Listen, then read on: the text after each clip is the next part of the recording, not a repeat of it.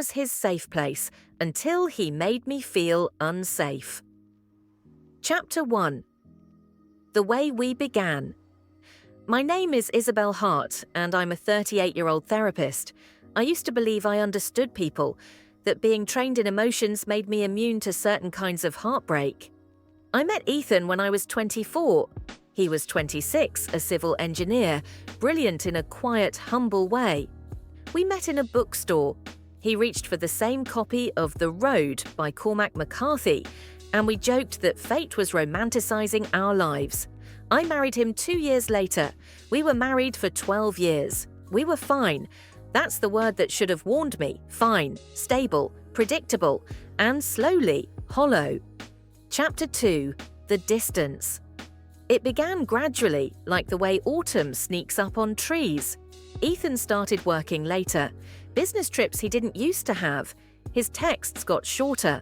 The way he touched me changed. Less intimate, more obligatory, like he was checking a box. I asked once quietly, "Is something wrong with us?" He said, "No, you're overthinking. You always do." That line, it landed like a slap in slow motion. Chapter 3. The moment I knew. It was a Tuesday night. He left his laptop open. I didn't go looking. I swear I didn't. But a message popped up. "Last night was everything. I can't stop thinking about you." My throat closed. The sender's name, Ray. I clicked. Hundreds of messages, photos, hotel reservations, a second phone number. And the worst part, they had a nickname for me. The Shadow. That's how they saw me. The woman he came home to. Bland, predictable, dull. Chapter 4. The First Lie. That night, I said nothing. I made dinner. We ate. He kissed my forehead like always. I almost laughed.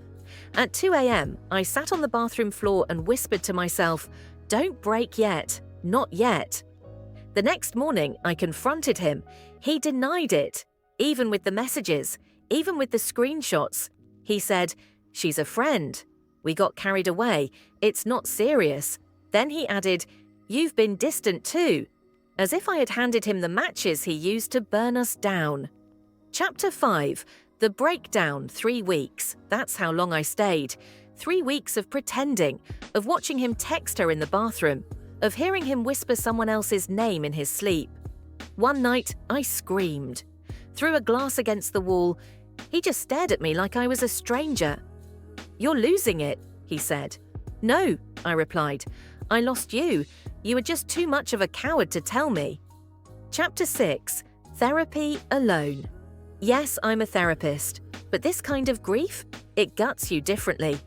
I started seeing a colleague I trusted. Every session I sat on that couch, not as a professional, but as a broken woman trying to find her pulse again. I confessed things I'd never said aloud. I still want him to come home and tell me he made a mistake. I miss the version of him that never existed. I'm scared I'll never be touched again without comparing it to a lie. Chapter 7. The Other Woman. I met her. I don't know what possessed me, but I found her on Instagram. She was the 29th blonde, yoga instructor, big smile, quotes about self-love and energy healing. I messaged her. "You know he's married, right?" She replied, "He said you were in an open relationship, that you'd drifted." I laughed, loud and broken. He hadn't just cheated. He'd rewritten our entire life to make it easier for her to sleep beside him. Chapter 8. The Final Night. He came home late again. I was already packed. "I'm leaving," I said. He looked at the suitcase. "Where are you going?" "Away from here." He didn't fight. He didn't ask me to stay. He said, "I hope you find someone who makes you happy."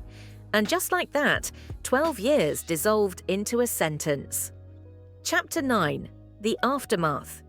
People asked me what happened. I lied. Just grew apart. Because the real story? It's too ugly to explain in passing. My parents blamed him. My friends bought wine and brought movies. But late at night, I blamed myself. And then I forgave myself. And then I cried all over again. Chapter 10. Reclamation. I changed my hair, started hiking, adopted a dog.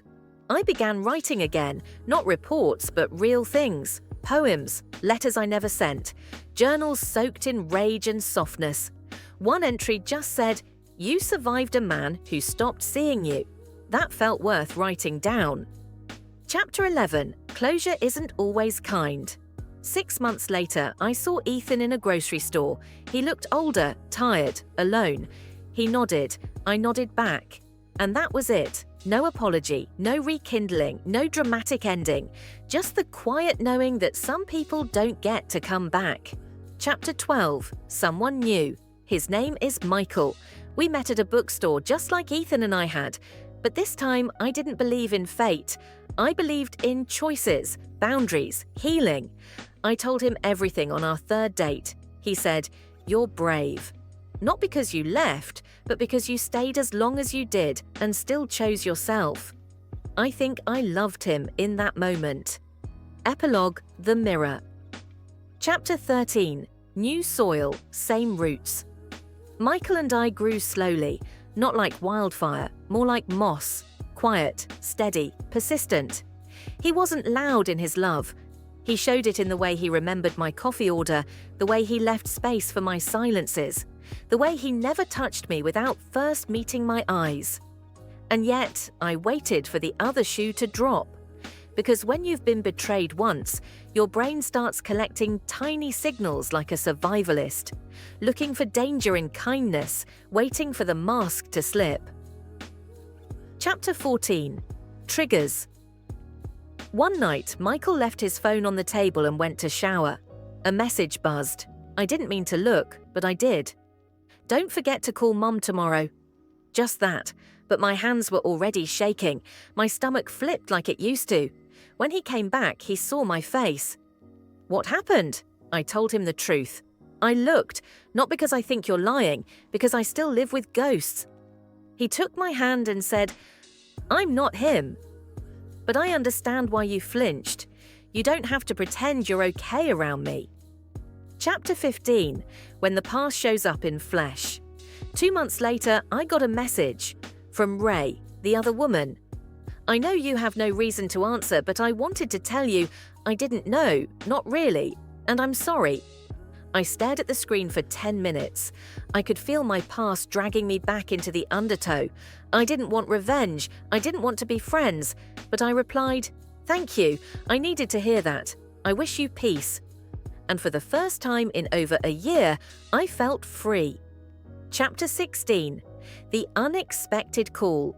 It was a Saturday morning, rain tapping the window, Michael still asleep beside me. And then Ethan called. I hadn't blocked him. Maybe part of me wanted the chance to one day hear whatever he might say.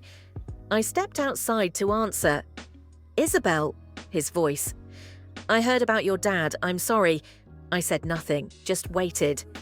"I don't know why I'm calling. I've been thinking about you." "Of course you have," I wanted to scream, now that I've survived. But I simply said, "I hope you're well, I really do, but don't call me again."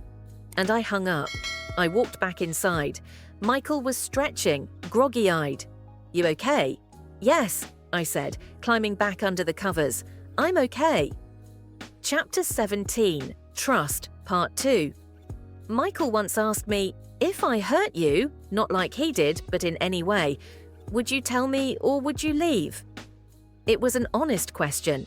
I thought for a long time before answering. "I think I'd tell you, because you've earned that much, but I'd also leave if I had to, because now I know I can." He nodded. "That's all I can ask." That's the thing about healing. You don't become invincible, you become aware, and awareness is what saves you. Chapter 18. Letters I'll never send. I still write letters to Ethan sometimes. I don't send them, but I write them. "I hope she made you feel younger, even if it cost you the woman who would have grown old beside you. I used to imagine you crying for me. I don't anymore. I just imagine you alone.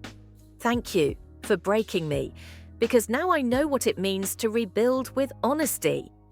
Chapter 19. Becoming someone I respect. I no longer want to be someone people admire. I want to be someone I admire. I'm gentler now. But I no longer confuse silence with peace. And I don't tolerate people who confuse love with possession. I look in the mirror and see the lines by my eyes, the result of crying, laughing, aging. They don't scare me anymore. They remind me I've lived. Chapter 20, A New Anniversary. It's been 2 years since I left Ethan. Michael and I sit at a little Italian restaurant, nothing fancy, candles flicker, my hands are warm in his. The waiter says, "Celebrating anything?" Michael looks at me. "Yes," I say, "a very important goodbye." The waiter blinks. "Oh, congratulations." Michael laughs softly, and I realize this is what healing sounds like.